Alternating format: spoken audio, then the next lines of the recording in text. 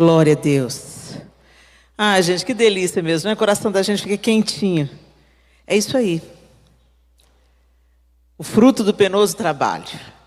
Quantas mães nós temos aqui? Deixa eu ver. Dessas mães, quantas são mães de filhos com 10 anos para baixo? Quantas dessas mães já são avós? Nossa missão está aí diante dos nossos olhos, debaixo do nosso teto. Hoje tantas coisas se tornam prioridade. E se a gente está com as mãos cheias de coisas inúteis, como nós vamos carregar os tesouros que o Senhor nos dá? Tem um versículo do Salmo 119 que diz assim: desvia os meus olhos das coisas inúteis e faz-me caminhar nos caminhos que traçaste. E mais do que nunca, essa oração precisa ser feita. Porque nós, como mulheres, como mães, como avós, como tias, como educadoras, como primas, enfim, sempre tem uma criança na nossa linha de alcance. Uma vizinha que seja. Nós temos uma responsabilidade, uma influência. Alguma de vocês, lá fora, quando eu estava abraçando algumas mulheres, uma chegou e falou assim: eu tive uma Helena na minha vida. E ela foi uma prima. E ela me amou mais do que a minha mãe. Ela me cuidou mais do que a minha mãe. E eu fiquei pensando, olha aí, uma prima. Né? Às vezes a gente pensa, não, eu não sou mãe, não sou avó, também sou filha única, não tenho sobrinho, sabe como? E a gente acha que a nossa responsabilidade... Não, gente. Do mesmo jeito que Deus colocou em cada mulher um útero, Ele também colocou um útero espiritual, como já foi dito aqui. Né? Mulheres são geradoras de vida, seja através do útero, seja através do coração. Então a gente sempre tem vida para gerar. Não vamos nos ocupar daquilo que é perecível, temporário e descartável. Para o mercado de trabalho, minha linda, você tem um prazo de validade. Mas o que você deixa na vida dos seus filhos, dos seus sobrinhos, dos seus netos, fica com eles para o resto da vida. Vai com eles para a eternidade. Abra sua Bíblia comigo em Josué, capítulo 6. E parece uma coisa assim tão destoante a gente falar sobre a destruição de Jericó no meio de um congresso que está falando sobre orar e agir. Mas vamos lá. Você conhece essa história, a maioria de vocês já conhece essa história. Deus havia entregado Jericó nas mãos do seu povo. Para você não ficar meio descontextualizada, gente, Canaã é a terra que Deus entregou para o povo de Israel. E aquela terra deveria ser conquistada, porque a impiedade daquele povo já havia transbordado. E Deus estava entregando, tirando a terra da mão deles e entregando a terra na mão do seu povo. Vocês entendem isso? Então... Lá em Jericó não tinha gente boa, tinha gente boazinha. Gente, quando Deus, sempre na palavra, quando a gente vê Deus executando juízo, Deus já mandou o profeta, Deus já mandou o povo se arrepender, mas é um povo obstinado, um povo de duro coração, um povo que não quer saber de Deus, um povo que pratica toda sorte de impiedade. E você conhece Deus, Deus é longânimo. Às vezes você pensa assim, Deus, o Senhor é longânimo demais, né, Senhor? Você podia, tem umas pessoas que o Senhor podia já adiantar alguma coisa aí, né? Na sua vez você não pensa assim, né? Quando é na nossa vez de alcançar misericórdia, ou Senhor, espera mais um pouquinho. Ou quando é um filho, né, um marido que não crê ainda, ô Senhor, dá mais uma chance. Ô Senhor, estende a sua graça. Mas quando é aquela pessoa que está talhando o seu sangue, você fala, Senhor, ó, o Senhor está sendo longânimo demais, acelera isso aí. Mas o fato é que Deus é justo. E a nossa justiça é como trapo de imundícia, porque o conceito de justiça é Deus que inventou, tá, gente? E muitas vezes a gente olha para a Bíblia e a gente tem uma leitura distorcida das Escrituras, porque a gente lê sob a lente do século 21, a nossa lente cultural, né? E a gente pensa que a Bíblia é um livro equivocado e que Deus é um Deus malvado. Não, Deus é um Deus justo e santo. que não compactua com a impiedade, que não compactua. Ele é tardio em irar-se, mas quando ele se ira, ele se ira. E ele então estava entregando Jericó aos israelitas. Ele estava executando o juízo sobre Jericó, certo? E o texto está dizendo para a gente isso. Olhe, verso 2. Então o Senhor disse a Josué, verso 2: olhe, estou entregando em suas mãos a cidade de Jericó, o seu rei e os seus valentes. Vocês, todos os homens de guerra, devem rodear a cidade, marchando ao redor dela uma vez. Façam isso durante 6 dias. E aí ele vai dando as instruções de como Jericó seria conquistada. Antes ele já tinha mandado os espiões na terra, ele já tinha conhecido a prostituta Raabe, Raabe já tinha acolhido eles ali, Raabe já tinha confessado a confiança dela com os lábios, porque eu sei que o Deus de vocês é Deus em cima no céu, Deus embaixo na terra, e ele entregou essa terra nas suas mãos. E por causa dessa atitude ousada de Raabe, de crer, de se posicionar, de correr risco para defender esses espiões, ela e toda a sua família foi preservada. Ela, seu pai, sua mãe e seus irmãos foram preservados. Tudo em Jericó foi destruído, exceto a casa de Raabe. Ok? Aí, o Senhor vai dando todas as instruções. E no verso 16 ele diz: e aconteceu que na 7ª vez, quando os sacerdotes tocavam as trombetas, Josué disse ao povo: gritem, porque o Senhor está entregando a cidade a vocês. Porém, verso 17, a cidade será condenada, ela e tudo o que nela houver. Somente ficará viva Raabe, a prostituta, e todos os que estiverem com ela em casa, porque escondeu os mensageiros que enviamos. Quanto a vocês, cuidem para não ficar com nenhuma das coisas condenadas, para não acontecer que, depois de as terem condenado, vocês as tomem para si. Neste caso, tornariam maldito o arraial de Israel e trariam confusão a ele. Todo mundo entendeu a instrução de Josué ao exército? Entra, destrói tudo, não pega nada. Gente, nada é nada, nada. E aí eles entraram e conquistaram Jericó. Aí no verso 7, no capítulo 7, vira sua página aí. Verso 1 do capítulo 7. Mas os filhos de Israel foram infiéis em relação às coisas condenadas. Porque Acã, filho de Carme, filho de Zabde, filho de Zera, da tribo de Judá, pegou para si uma parte das coisas condenadas. Pegou para si uma parte das coisas condenadas. A ira do Senhor se acendeu contra os filhos de Israel. Aí, aqui continua, teve esse versículo, e o Senhor, Josué, envia outros homens para observarem outra cidade a leste de Betel. Vão e espiem a terra. Os homens foram e espiaram a terra, a cidade, e voltaram a Josué e lhe disseram: não é necessário que vá todo o povo, bastam uns 2 ou 3 mil homens para atacar a cidade de Ai. Não fatigue ali todo o povo, porque são poucos os inimigos. Assim apenas os 3 mil homens do povo foram até lá, os quais fugiram diante dos homens da cidade de Ai. Os homens dali mataram os 36 deles e perseguiram os outros desde o portão da cidade até as pedreiras e os derrotaram na descida. E o coração do povo se derreteu e se tornou como água.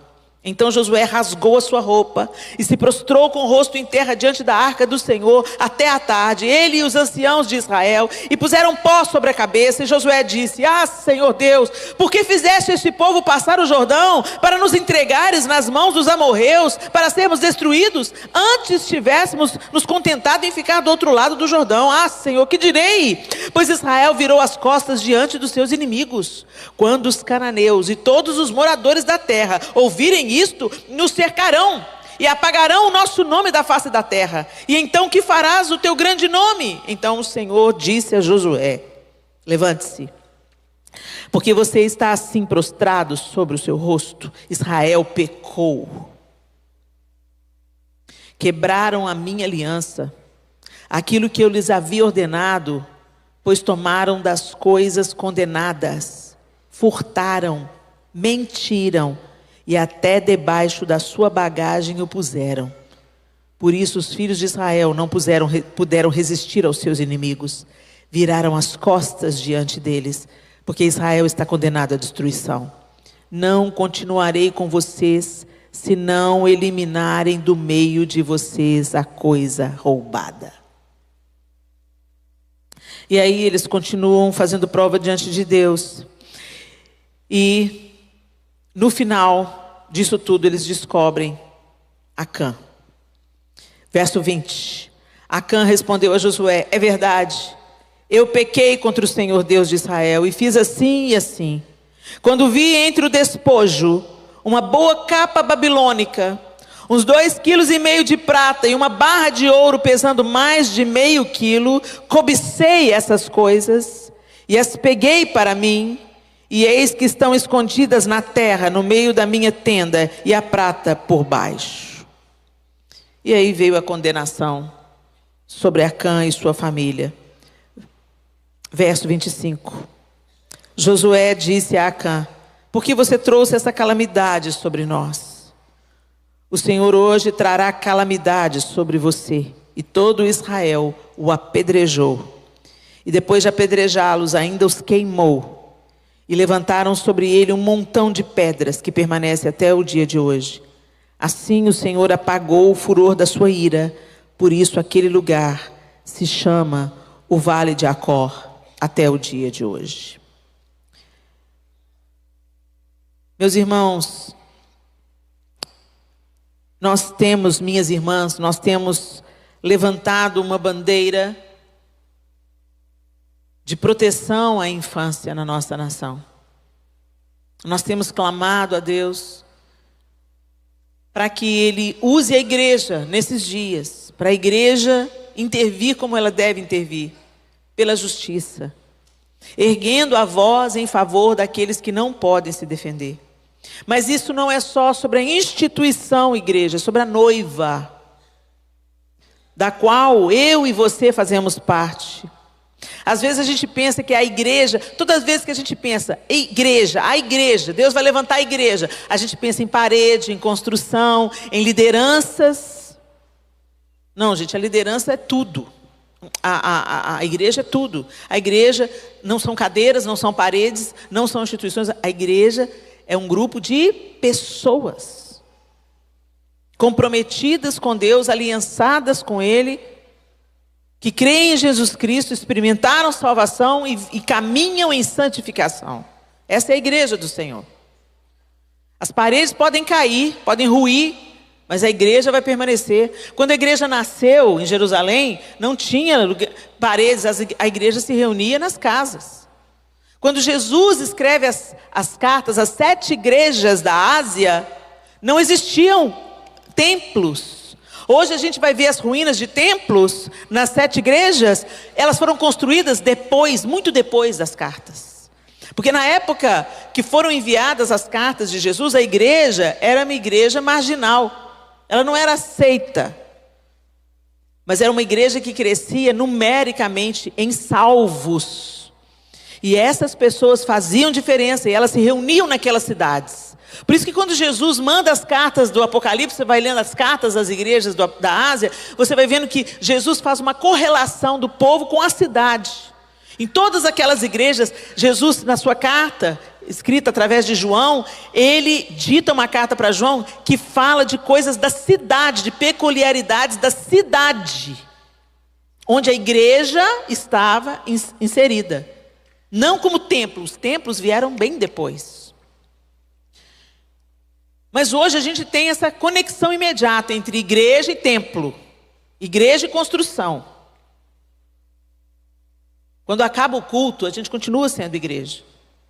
Quando a gente vai para casa, a gente continua sendo igreja. Nós não somos igreja sozinhos, ok? Estou querendo dizer que você pode ser igreja sozinho. Igreja funciona em grupo, mas nós somos pedras vivas. E nós agimos como parte do corpo, onde quer que a gente esteja. Uma célula que começa a se multiplicar e a se comportar diferente do restante do corpo, ela é um câncer. Então nós caminhamos em unidade, certo? E nós temos entrado nesse nicho de necessidade clara na nossa nação, como as estatísticas deixaram claro aqui para a gente. Nós somos o segundo país. Meu Deus, isso é muito triste. Mas uma oportunidade gigante de avivamento, de salvação. Porque a crise cria a oportunidade de grande salvação, de grande restauração. Mas nós precisamos de nos posicionar, como nós já temos ouvido aqui ontem e hoje, em oração e em ação. Mas nós precisamos de ter um cuidado. O exército de Israel estava lutando as batalhas que o Senhor mandou eles lutarem. Eles não estavam equivocados, eles não estavam se metendo em guerras que não era da conta deles, eles estavam indo batalhar sob a orientação de Deus, certo ou errado? Deus queria entregar aquela terra para eles. Deus estava executando juízo sobre toda injustiça, sobre toda maldade, sobre toda impiedade, sobre todo pecado. Deus estava executando juízo, Deus estava fazendo a limpa. Mas a coisa era tão difícil em Jericó, tão difícil, que a cidade foi amaldiçoada. Inclusive Deus falou, quem reconstruir essa cidade vai pagar com a vida. Não é nem para reconstruir, ela está lá reconstruída. De tal maneira que Deus condenou aquela cidade. E aí, como a gente viu no capítulo 6, Josué deu uma ordem específica. Não é para pegar nada. Não é para pegar o que foi condenado, o que é impuro. Acã foi lá, o olho dele brilhou na capa babilônica. Prata e ouro. Às vezes ele pensou, não é nem tanta coisa. Gente, a gente não tropeça em montanha. O que joga a gente no chão é pedra pequena. Tanta gente que está imundo por causa de pouca coisa. Por causa dos conchavos, por causa das alianças, por causa das... Não, é por... Sabe, o fim justificam os meios. A porta que Deus quer abrir, ninguém fecha. Você não precisa dar jeitinho. E a porta que Deus fecha, não tenta abrir não, porque ninguém abre. E Acã trouxe a capa babilônica, a prata e o ouro, e escondeu na sua tenda. Aí o exército avançou para a próxima cidade, Ai, que era uma cidade muito menor, muito menos expressiva numericamente do que Jericó. Não era uma cidade fortificada como Jericó era. Os espiões foram lá e falaram assim, não, essa aí não é tão difícil não, pode mandar um exército menor, só 3.000 vai dar conta do recado.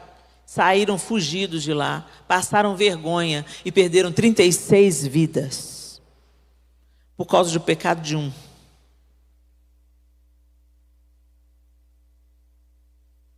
Se a gente parasse para pensar, que o nosso pecado não atrapalha só a gente e a nossa casa, mas atrapalha todo o reino de Deus.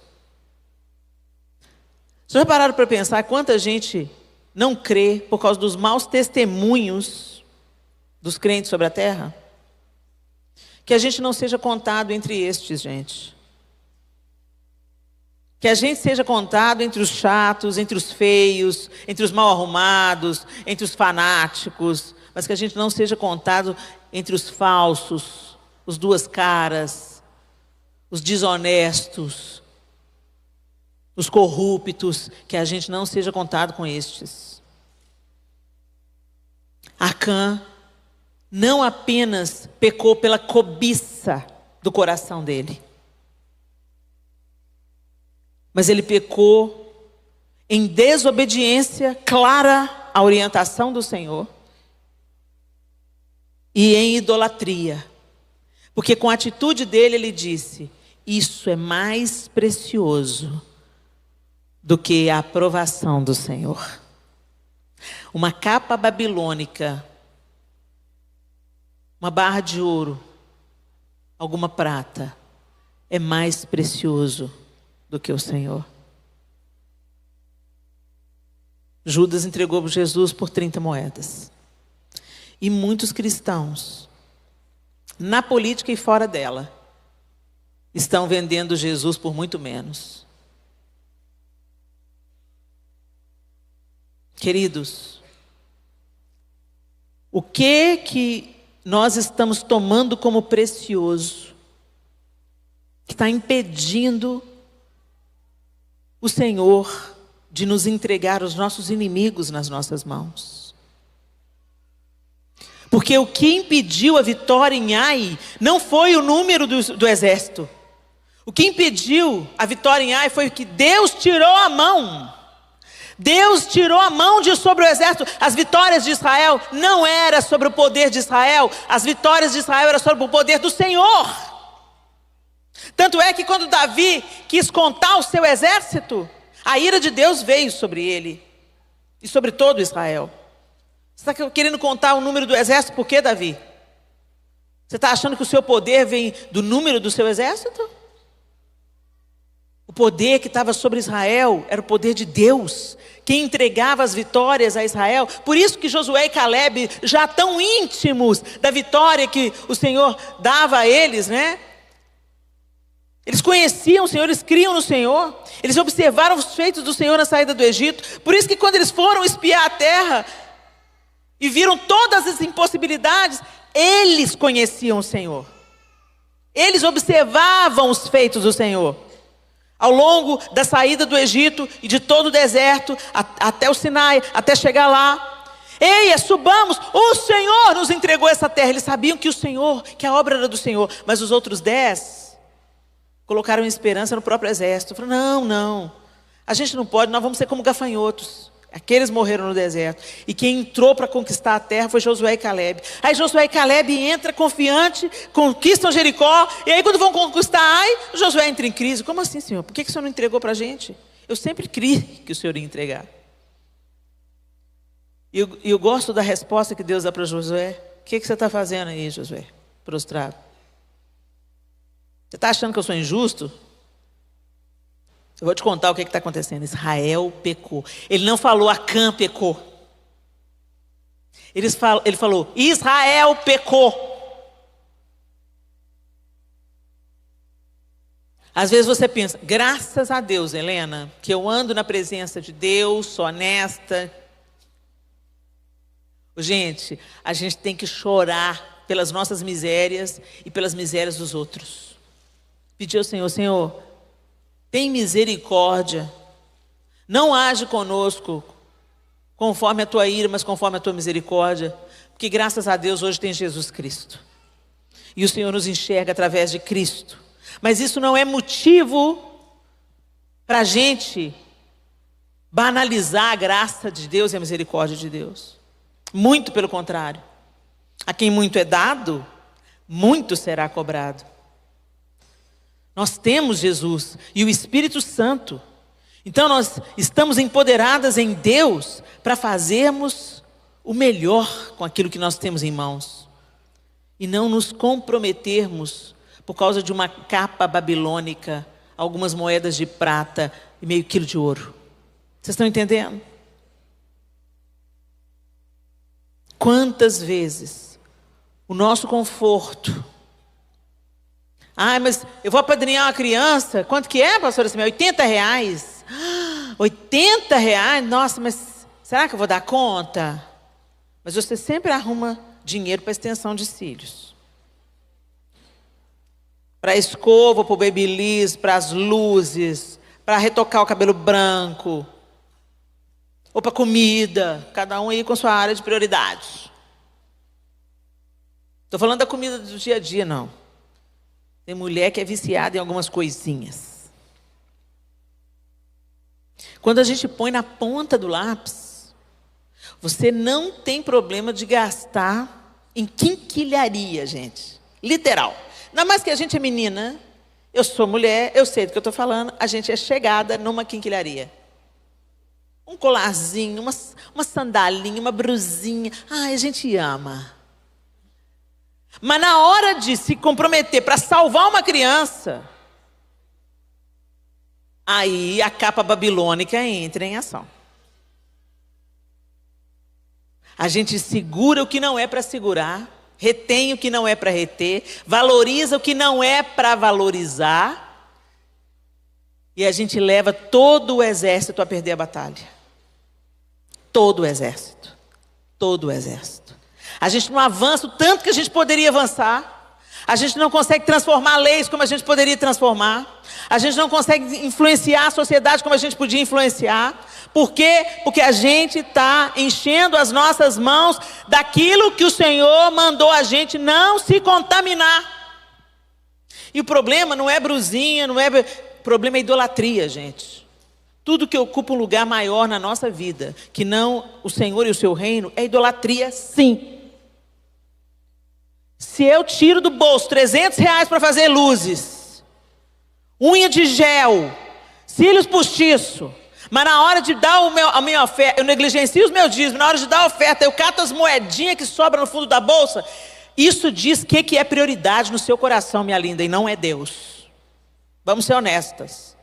Idolatria não é uma imagem para você ficar dobrando só, diante dela só não, gente. Idolatria é tudo que ocupa a primazia dos seus afetos, atenções, tempo. Isso é idolatria. Esse é o seu Deus. E é tão interessante que nós nos tornamos semelhantes àquilo que adoramos. Aquilo que nós adoramos é aquilo que vai nos moldar. Por isso que tem tanta gente que não dá o dízimo, porque pensa, o dízimo é do Antigo Testamento. Mas se você for ler Coríntios, você vai ver qual que é a orientação de Paulo no Novo Testamento. Para nós sermos generosos. Quando a gente começa a arrumar desculpa para não obedecer, o ídolo já ocupou o lugar que é de Deus no seu coração. Quando a gente começa a moldar mecanismos, dar pretextos. Ah, não, mas é muita responsabilidade. A vida de fé é uma vida de responsabilidade, minha irmã. Você assume uma posição, você toma um partido, não um partido. Você escolhe o seu lado, e o seu lado é a luz. E a luz peleja por aquilo que é justo, que é verdadeiro, que é puro, que é honesto, que é de boa fama. A gente pensa nisso, e se a gente pensa nisso, é isso que a gente pratica. Para a gente praticar, para a gente ter uma vida de prática, primeiro isso ocupa o nosso pensamento. Quando Acã entrou e viu, aquilo foi mais forte do que a ordem expressa de Deus, a orientação de Josué. Ele não pensou nele, ele não pensou na família dele, ele não pensou em todo o exército de Israel e principalmente, ele não pensou no Senhor. E para nós desempenharmos a nossa tarefa, tudo que nós aprendemos hoje, tudo que nós tomamos conhecimento hoje, não foi apenas para encher a gente de informação, gente, mas foi para produzir misericórdia no nosso coração e atitude diante da injustiça. Às vezes a gente critica tanto quando a gente vê uma injustiça sendo praticada, sim ou não? Quando você tem notícia da impiedade, notícia da injustiça, você fica indignado, você fala, não é possível que isso está acontecendo. Ninguém vai fazer nada. Pois é, quando você está, essa sua santa indignação, ela tem que ser catalisada para ser prática. Porque senão, é só indignação. Não muda nada. Sabe a galera que fica arrotando feitos na internet? Ah, por que você não faz isso? Por que você não faz aquilo? Você já viu? Aparece um ministro lá com uma roupa tal. Nossa, a roupa do fulano custa tanto. Mas para a missão não dá nada. Quando você vai olhar essa pessoa que criticou, não dá nada para a missão também, não. O crítico não faz nada. Ele fica vigiando a vida dos outros e apontando os erros dos outros, enquanto ele senta no próprio rabo dele e fica olhando a cauda alheia. E o Senhor está nos chamando para a gente fazer uma autoanálise, para a gente olhar para a gente mesmo, para a gente entender tudo que a gente recebeu aqui, ontem, hoje, para a gente pegar isso e dizer, ok, Senhor, como é que eu tenho que me posicionar? Em oração, em ação, na educação dos meus filhos, preparando a próxima geração. As feministas falam muito de empoderamento feminino. Sabe qual que é o maior empoderamento feminino? Deus é que deu. A maternidade. Você é que cria a próxima geração de homens. Se elas tivessem sido boas mães, não tinham tanto de macho meia boca por aí. Tanto de homem frouxo. Onde tem um homem frouxo, tem uma mãe super poderosa. Que fica assim, ô filhinho, o que você quer que mamãe faça para você? Quer que faça um cuscuz? Ele já está com 18 anos, deixa esse menino virar homem. É por isso que os dados agora que os homens estão amadurecendo aos 45 anos de idade. Ai, Jesus! Enquanto isso, elas falam para a menina, vai estudar, não depende de homem para nada. Olha, vai curar a sua amargura, para você não vomitar a sua amargura em cima de sua filha. Você quer encorajar a sua filha a estudar, se formar, se capacitar? Faça isso, isso é uma benção. Mas não rouba dela a feminilidade. Não arranca dela a maternidade. Resolva os seus traumas aos pés da cruz e com a terapeuta. Não faça da sua filha um projeto daquilo que você não conquistou. Porque aí fica as meninas super poderosas, cheias de diploma, não sabe fritar um ovo. Vai criar os filhos. Ah, não quero ter filho. Não quero ter filho porque eu tenho uma carreira. Vai bem, quando você chegar com 60 anos e a empresa te chutar, vai morrer sozinha. Nenhum filho vai querer cuidar de você. Vai ter alegria de ver os filhos dos seus filhos. Sabe, gente, isso é capa babilônica, isso é ouro de Acã. A gente está trocando as joias, os tesouros que Deus tem para nós e para nossa casa, porque a gente está abraçando coisas que o Senhor condenou. Ele fala, essa terra está amaldiçoada, não pega disso não. E está todo mundo aí no feminismo, pegando as capinhas de Acã, entendeu? Puxa, é uma coisa tão bonita, parece tão legal, parece tão rica, mas traz destruição. E traz destruição não é só sobre você não, minha linda, é sobre toda a sua casa. E afeta o reino e o plano de Deus para o todo. Eu não vou me delongar, é essa palavra que eu tinha para vocês. Quem tem ouvidos para ouvir, ouça. Se você está abraçando as capas de Acã, agradeça a Deus, porque você não vai ser apedrejada, nem incendiada depois da sua morte, e um monte de pedras não vai ser colocado sobre você, fisicamente. Mas não se engane, se você não se posiciona hoje, espiritualmente é isso que te aguarda. Denuncie o seu pecado diante de Deus, peça o perdão que nós temos em Jesus Cristo e reposicione a sua vida.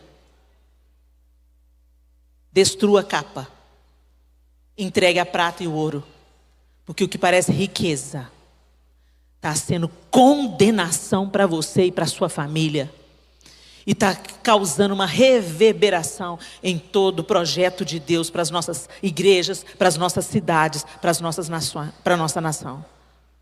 Nós precisamos de nos arrepender do nosso pecado, individual e coletivo. Quando for pedir perdão pelo seu, pede perdão pelo pecado da igreja também. Se identifique com o pecado da igreja do Senhor. Peça perdão e peça para o Senhor abrir os olhos e despertar quem Ele precisa abrir os olhos e despertar. E que o plano de Deus para nós se cumpra integralmente, porque Ele é bom, a sua misericórdia dura para sempre. Mas eu vou te dizer,